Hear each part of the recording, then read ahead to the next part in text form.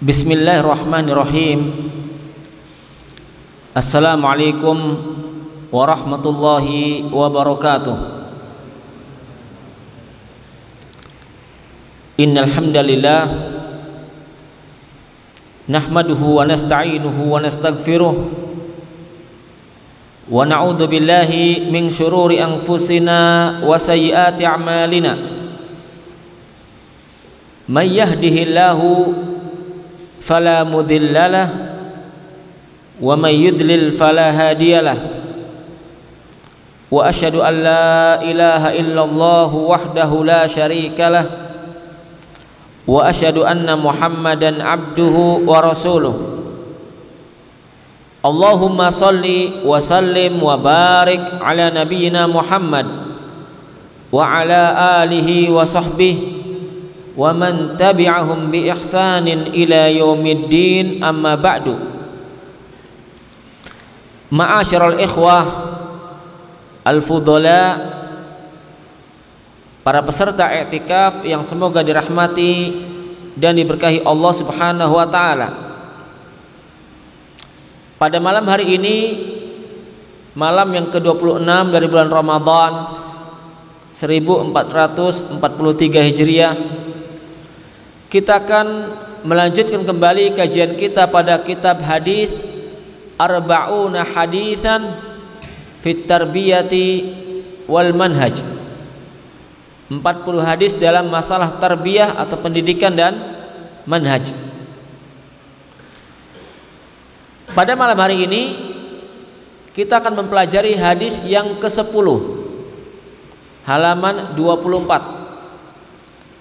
Silakan dibuka halaman 24, Al-Haditsul Ashir, hadis yang ke-10.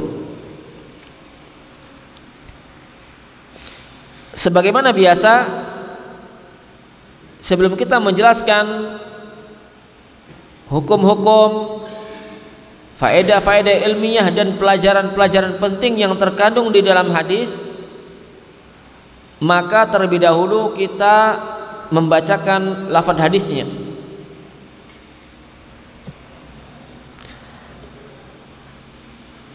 An Aisyah radhiyallahu taala anha qalat ista'dana rahtun minal yahudi 'ala an-nabiy sallallahu alaihi wasallam faqalu assalamu alayka faqultu bal alaikumussamu wal la'natu faqala ya Aisyah innallaha rafiqun yuhibbur rifqa fil amri kullihi. Qultu awalam tasma' ma qalu qala qultu wa alaikum. Wa anha qalat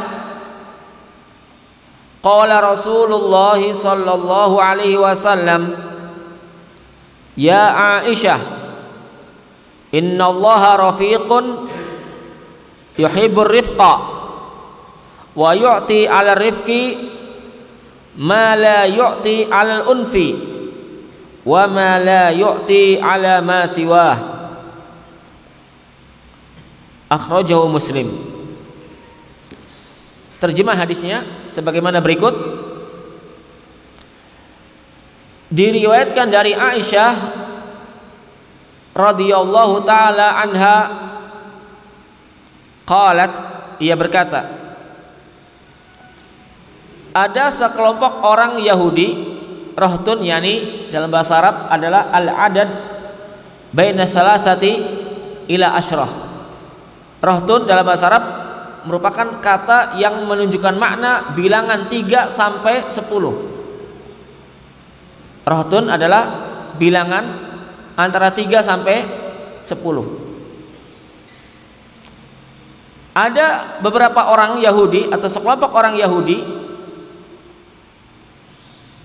meminta izin bertemu dengan Nabi SAW, atau ista'dana ala, maksudnya adalah melewati Nabi. Ada sekelompok orang Yahudi melewati Nabi Shallallahu Alaihi Wasallam, dan waktu itu dalam riwayat yang lain Nabi sedang duduk bersama istri beliau yaitu Aisyah radhiyallahu anha. Lalu mereka orang-orang Yahudi tersebut mengucapkan assalamu alaika, bukan assalamu, tetapi lafadznya assalamu alaika, yang artinya adalah semoga kematian menimpa dirimu. Ini makna asam sangat jauh berbeda dengan assalam. Kalau assalam maknanya baik, semoga keselamatan dan kesejahteraan Allah limpahkan kepadamu.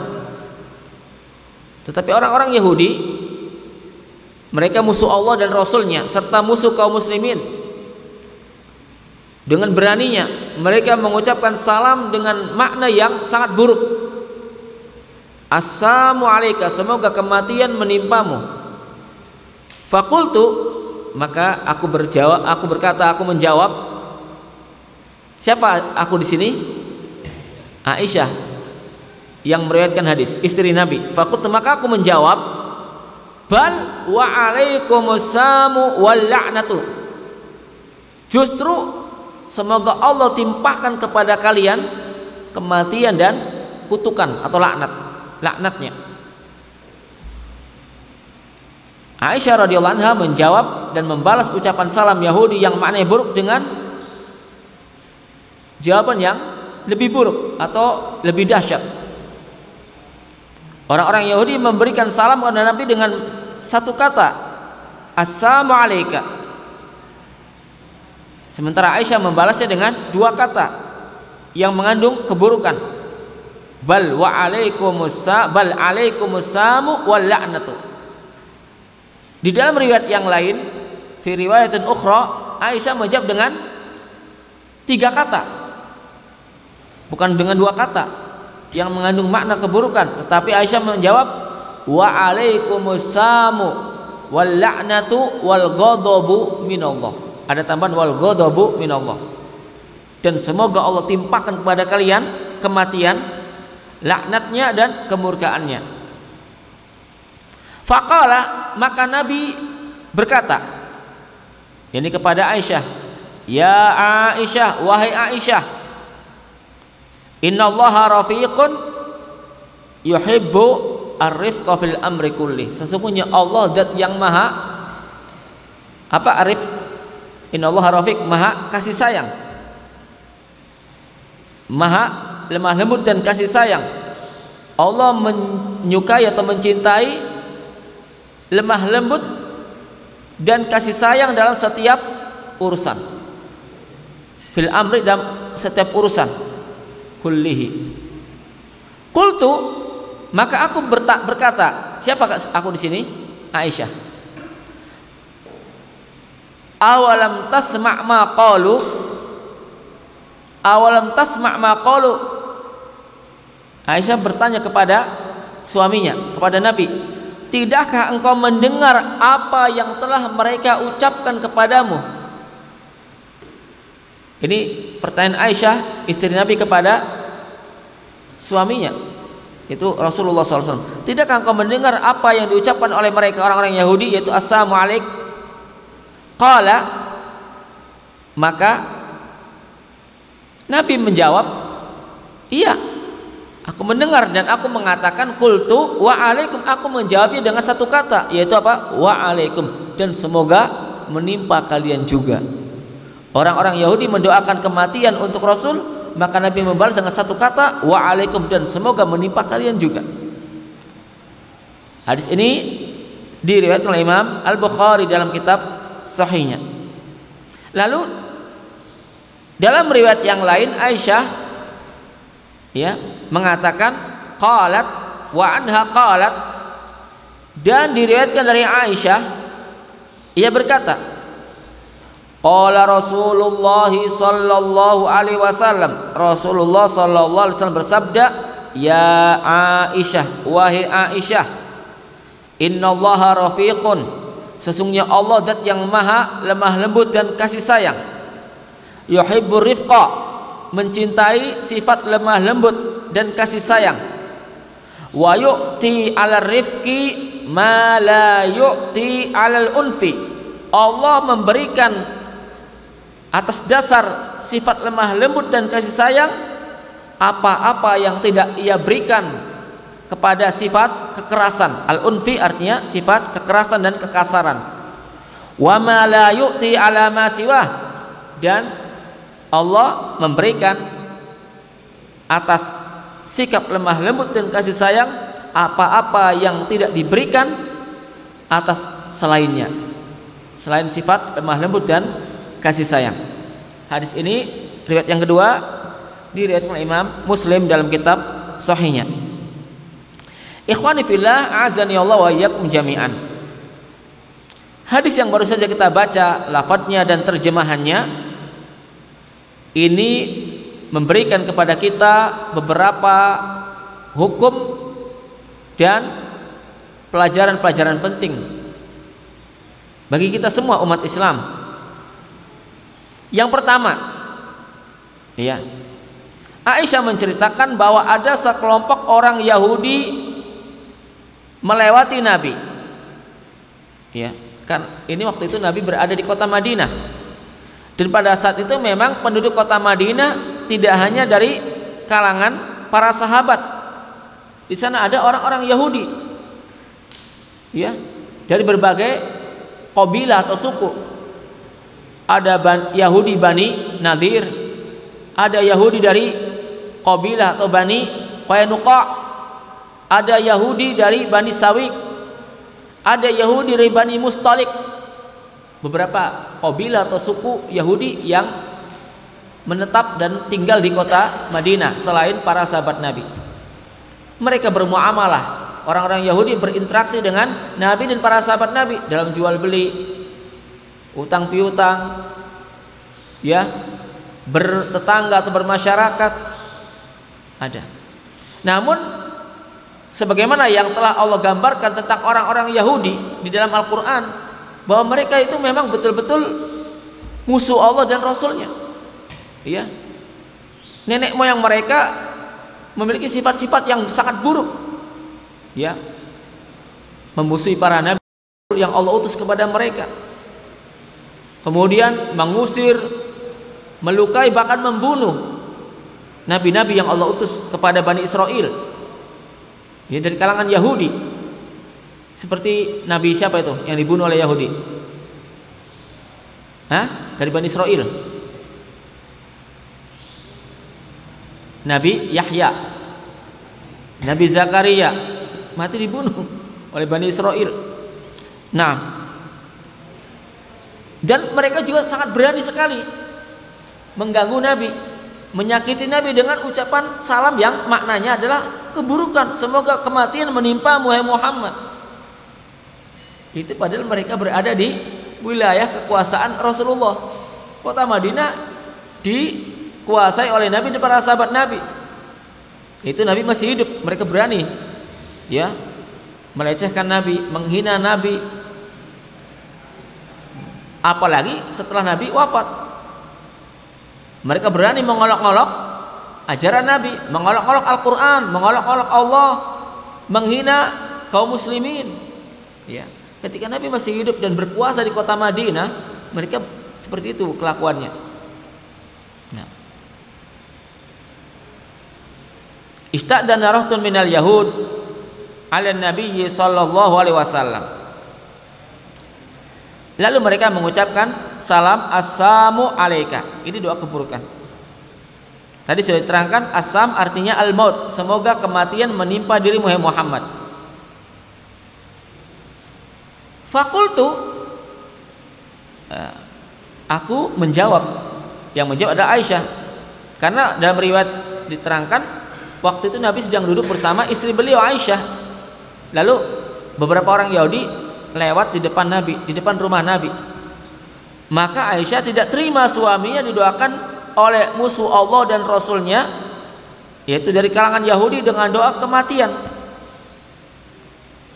Maka Aisyah sebagai manusia biasa menjawab dan membalas dengan balasan yang lebih keras, lebih dahsyat. Apa kata Aisyah? Bal alaikumussamu wal la'natu. Kalau dalam riwayat ini, riwayat Imam Bukhari, justru semoga Allah timpakan kepada kalian kematian dan laknatnya atau kutukannya. Maka dalam riwayat yang lain ada tambahan wa alaikumussamu wal la'natu wal ghadabu minallah.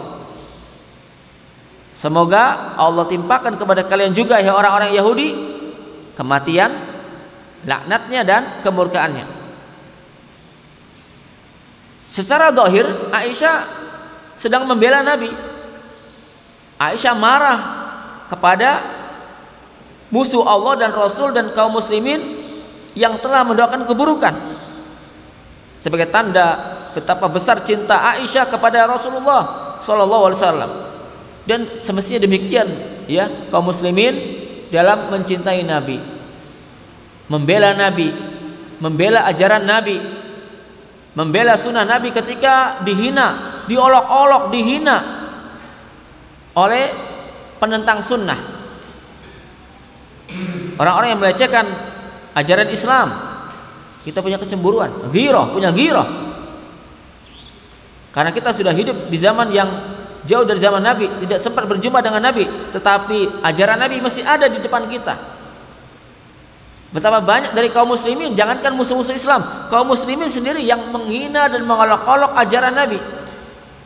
Maka hendaknya kita memiliki kecemburuan yang tinggi sebagai tanda kita betul-betul cinta kepada Nabi, membela ajaran Nabi dengan menghidupkannya, mempelajarinya, mengamalkannya dan mendakwahkannya. Tetapi kita lihat bagaimana sikap Nabi ketika istri beliau menjawab ucapan salam orang Yahudi yang maknanya buruk dengan jawaban yang lebih keras. Apakah Nabi mendukung dan memuji sikap Aisyah? Ya, mantap wahai istriku, engkau telah menunjukkan betapa besar kecintaanmu kepada suami, betapa besar kebencian dan permusuhan kepada Yahudi. Apakah seperti itu? Jawaban Nabi, tidak. Sikap Nabi kepada Aisyah justru memberikan bimbingan dan pelajaran kepada istri beliau sekaligus pelajaran bagi umat Islam. Apa kata Nabi? Ya Aisyah, wahai Aisyah, innallaha rafiqun. Wahai istriku Aisyah, sesungguhnya Allah zat yang maha lemah lembut lagi penuh kasih sayang. Rifq, lemah lembut dan kasih sayang. Lin, yuhibbur rifqa. Ya. Jadi Rafiq ini adalah salah satu sifat Allah. Rafiq merupakan salah satu sifat Allah yang maha tinggi. Allah sebagaimana yang telah kita jelaskan pada pelajaran yang lalu, lahul asmaul husna was sifatul ulya. Allah mempunyai nama-nama yang husna, yang indah, dan sifat-sifat yang maha tinggi. Di antara sifat Allah apa? Rafiq, Arif, sifat lemah lembut dan kasih sayang. Innallaha rafiqun. Allah zat yang maha lemah lembut lagi kasih sayang. Jadi arifku merupakan salah satu sifat Allah yang sempurna, yang maha tinggi. Yuhibbur rifqa, Allah juga mencintai sifat lemah lembut dan kasih sayang. Di sini juga ada penetapan apa? Dari Nabi SAW, sifat Allah yang berikutnya yaitu sifat yuhibbu. Apa yuhibbu? Mencintai. Itsbatu sifatil mahabbati lillah. Dalam hadis ini Nabi Muhammad SAW menetapkan salah satu sifat bagi Allah berupa sifat mahabbah, sifat mencintai hamba. Allah punya sifat mencintai, manusia punya sifat mencintai, tetapi sifat Allah dalam mencintai tidak sama dengan sifat manusia dalam mencintai sesama manusia. Tidak sama. Sifat mencintai sang Al-Khaliq tidak sama dengan sifat mencintainya Al-Makhluk. Sebagaimana zatnya Allah, zat Al-Khaliq tidak sama dengan zatnya makhluk. Maka demikian pula dengan sifat-sifat Al-Khaliq, sang pencipta, tidak sama dengan sifatul makhluk, sifat-sifat makhluk. Sehingga tidak boleh disamakan atau diserupakan. Tidak boleh. Sifat apapun yang ada pada Allah sifat mencintai, sifat lemah lembut, sifat kasih sayang, sifat mendengar, sifat melihat, sifat berbicara, semuanya sempurna dan maha tinggi. Tidak ada cacat, tidak ada kekurangan sedikit pun. Maka tidak boleh disamakan dengan sifatnya makhluk. Makhluk juga melihat, makhluk bisa mendengar, makhluk bisa berbicara. Makhluk punya sifat mencintai, makhluk punya sifat lemah lembut dan kasih sayang, tetapi sifat makhluk tidak sempurna. Sifat-sifat yang ada pada makhluk sebagus apapun tetap terbatas dan tidak sempurna. Ada kekurangannya, ada keterbatasannya. Makanya Allah menetapkan dalam surat Asy-Syura ayat yang ke-11, menetapkan bahwa ya, tidak ada makhluk manapun dan dimanapun yang sama atau semisal dengan Allah. Apa kata Allah? Laisa kamitslihi syai'un wa huwas samiul basir. Surat Asy-Syura ayat yang ke-11. Ini bab akidah tentang tauhid asma wa sifat, nama-nama Allah dan sifat-sifatnya yang mulia. Allah mengatakan laisa kamitslihi syai', tidak ada sesuatu apapun yang semisal, yang sama dengan Allah dari sisi manapun dan dalam hal apapun. Tidak ada suatu makhluk apapun yang sama dengan Allah. Apakah zatnya ataukah sifatnya atau perbuatannya, tidak ada yang sama sedikit pun. Namun di akhir ayat, setelah Allah memulai ayat tersebut dengan penafian atau peniadaan kesamaan dan keserupaan dengan makhluk, lalu di akhir ayat Allah menetapkan nama-nama yang mengandung sifat yang sempurna, yaitu apa? Wa huwas samiul basir, dan dia Allah zat yang maha mendengar lagi maha melihat. Wa huwa, dan dialah Allah as-sami' yang maha mendengar. Ini salah satu nama Allah, ismun min asma'illahil husna. Salah satu asmaul husna yaitu as-sami', nama Allah yang indah yang artinya maha mendengar, mengandung sifat as-sam', mendengar. Dan sifat mendengar Allah sangat sempurna. Tidak ada aib, tidak ada cacat, tidak ada kekurangan dan keterbatasan. Kemudian Al-Basir wa was-sami', Al-Basir, Allah juga menetapkan bagi dirinya nama yang indah, yaitu nama Allah Al-Basir, yang maha melihat, mengandung sifat al-basar, melihat, yang sangat sempurna, tidak ada cacat, tidak ada keterbatasan, tidak ada kekurangan. Di awal ayat Allah ya menafikan atau meniadakan kesamaan, keserupaan dengan makhluknya. Di akhir ayat Allah menetapkan nama-nama dan sifat-sifat. Namun sifat Allah sangat sempurna. Maka tidak boleh kita ini menggambarkan Allah seperti makhluk. Allah menetapkan bagi dirinya memiliki mata, makhluk punya mata, lalu kita menghayal, membayangkan mata Allah jangan-jangan seperti mata manusia, seperti mata makhluk ini, makhluk itu, nggak boleh. Allah menetapkan dalam Al-Quran memiliki tangan, bal yadahu mabsutatan yunfiqu kaifa yasha. Ya, dalam ayat yang lain Allah mengatakan ma manaka antas juda lima khalaqtu biyadaya, wahai iblis, gerangan apa yang membuatmu menolak untuk sujud terhadap makhluk yang telah aku ciptakan secara langsung dengan kedua tanganku, biyadaya. Ini ayat menetapkan Allah punya kedua tangan. Tetapi mata Allah, tangan Allah tidak boleh kita samakan atau serupakan dengan tangan dan mata makhluk, nggak boleh.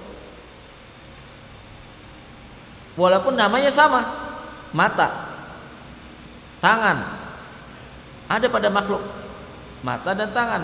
Tapi tadi sudah dikatakan oleh Allah dalam surat Asy-Syura ayat yang ke-11, laisa kamitslihi syai', tidak ada sesuatu apapun yang sama dengan Allah. Wa huwas samiul basir, namun Allah dialah zat yang maha mendengar lagi maha melihat. Nah, Jadi di sini Nabi, kembali kepada hadis, Nabi memberikan pelajaran dan bimbingan kepada Aisyah istri beliau tentang sifat di antara sifat-sifat Allah yang maha sempurna, maha tinggi. Aisyah, innallaha rafiq. Wahai Aisyah, Allah itu zat yang maha lemah lembut dan kasih sayang. Yuhibbur rifqa, Allah mencintai sifat lemah lembut dan kasih sayang. Fil amri kulli, dalam segala urusan apapun Allah sangat menyukai sifat lemah lembut dan kasih sayang.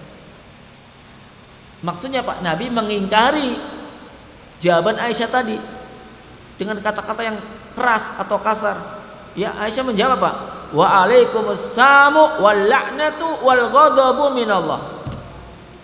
Walaupun tujuannya bagus, Aisyah itu apa? Membela suami, menunjukkan betapa tinggi cintanya kepada suami. Tapi yang keras ya tetap keras namanya dalam Islam. Tidak disukai oleh Allah, tidak disukai oleh Rasul, kekerasan dan kekasaran. Walaupun tujuannya bagus, membela Nabi, mencintai Nabi, ya, kemudian membalas keburukan musuh Allah dengan keburukan yang semisal atau lebih keras. Maka Nabi memberikan pelajaran dan bimbingan, innallaha rafiqun yuhibbur rifqa fil amri kulli. Dan ini penting bagi seorang muslim dan muslimah, apalagi seorang talibul ilmi, apalagi seorang dai, untuk memperhatikan sifat lemah lembut, menghiasi dirinya dengan sifat al-linu warifku, lemah lembut dan kasih sayang.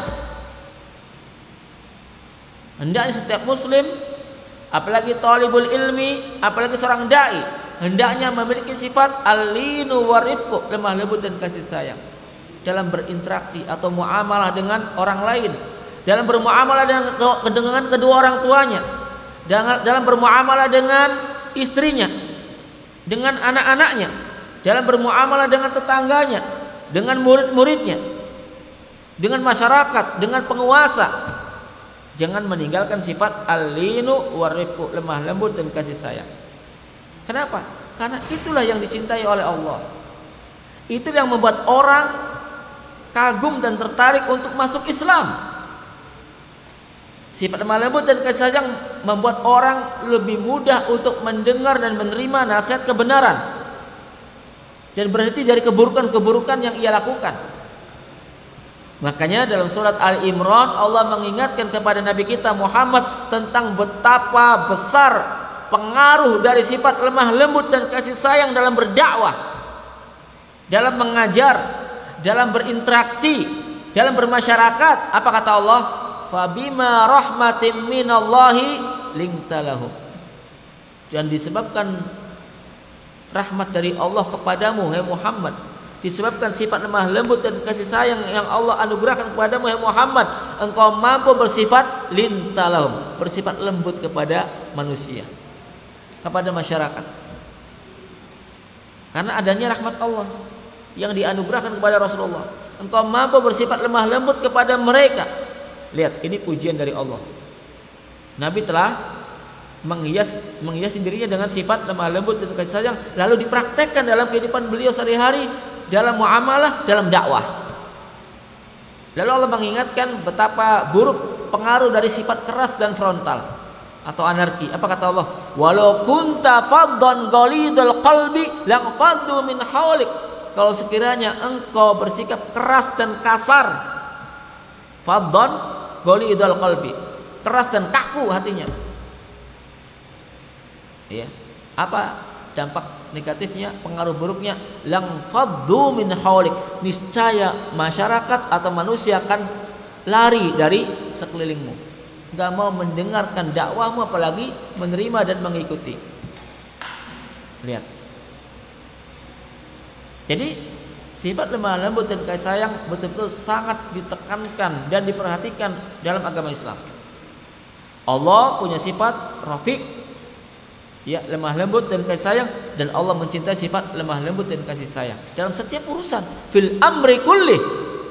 Tidak hanya dalam berdakwah, tapi juga dalam masalah berkeluarga, berumah tangga, dalam berbisnis, dalam bertetangga dan bermasyarakat.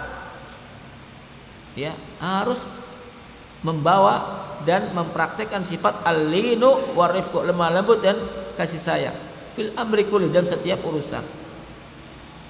Betapa bahagia dan betapa tentram suatu keluarga, sepasang suami istri yang menerapkan kedua belah pihak sifat lin dan rifq, lemah lembut dan kasih sayang. Tidak ada kekasaran, tidak ada kekerasan, tidak ada marah-marah, tidak ada bentak-bentak, baik dengan ucapan maupun perbuatan. Nah, demikian pula orang tua dengan anak, anak dengan orang tua, guru dengan murid, murid dengan guru, tetangga dengan tetangga,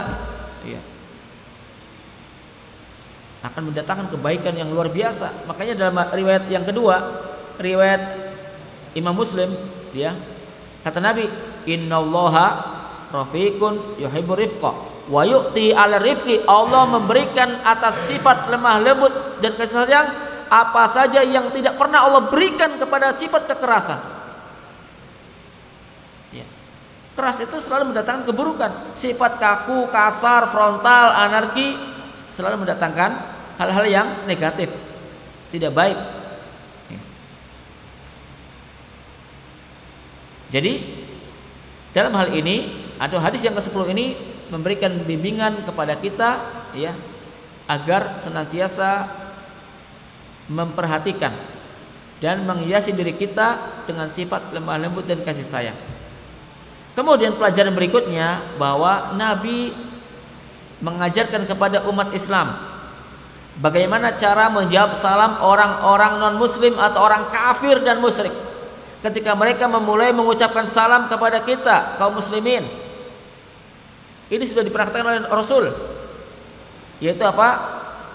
Apabila orang Yahudi atau Nasrani mengucapkan salam kepada kita atau kepada seorang muslim, apakah ucapan salam tersebut sempurna, benar, Assalamualaikum warahmatullahi wabarakatuh, ataukah ucapan salam mereka diplesetin, dirubah dengan ucapan yang mengandung makna keburukan, maka kewajiban seorang muslim menjawabnya dengan satu kata saja, kata Nabi, wa'alaikum, dan atasmu juga. Apakah itu baik atau buruk? Cukup satu kata, wa'alaikum. Kita bertetangga dengan orang Kristen, orang Hindu, orang Buddha, teman di kantor, teman bisnis, mereka ngucapin salam di masa-masa Idul Fitri, momen-momen hari raya Idul Fitri, baik langsung atau lewat telepon atau WhatsApp, maka jawaban kita waalaikum. Assalamualaikum Pak Haji, waalaikum. Assalamualaikum Pak Ustadz, waalaikum. Biarin aja mereka heran dan gumun, kok waalaikum terus? Ya memang itu petunjuk Nabi. Yang gak usah pakai wah, mereka lengkap masa kita jawabnya pelit waalaikum. Nah itu yang benar. Jangan pakai perasaan kalau mempraktekkan ajaran Islam. Selagi itu petunjuk Nabi, itu yang terbaik. Wa khairul hadi hadi Muhammad. Sebaik-baik petunjuk hanyalah petunjuk Nabi Muhammad. Jangan mentang-mentang itu partner bisnis yang menguntungkan, akhirnya mereka ngucapin salam saja, kita yang duluan assalamualaikum bos, biar dapat order, biar dapat pesanan, hanya memikirkan kepentingan duniawi. Ini menyalahi ajaran Islam, menyelisih petunjuk Nabi. Kata Nabi, la tabda'ul yahud wala nasara bis salam. Janganlah kalian memulai mengucapkan salam kepada orang Yahudi maupun Nasrani. La tabda'ul yahud wala nasara bis salam.